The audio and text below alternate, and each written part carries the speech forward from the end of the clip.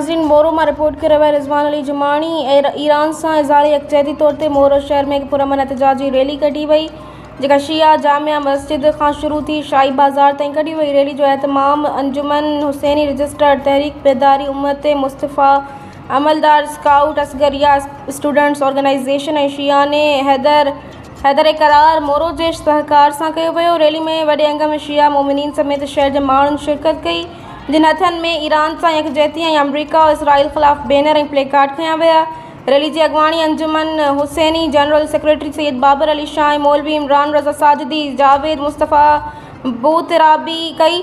शाही बाज़ार पहुचण ते मुज़ाहिरीन पारां अमरीका ऐं इसराइल ख़िलाफ़ सख़्त नारा हयां विया ऐं अमरीका सदर डोनाल्ड ट्रंप ऐं इसराइली वज़ीर आज़म यहूदी नेतन्याहू जे फ़ोटुनि खे साड़े पंहिंजे नफ़रत जो इज़हार कयो वियो। रैली खे ख़िताब कंदे अॻवाणनि चयो त असीं हमेशह मज़लूमनि सां गॾु आहियूं ऐं ईरान ते कंहिं बि हमले खे मुसलमान उम्मत ते हमलो तसवुरु कयो वेंदो।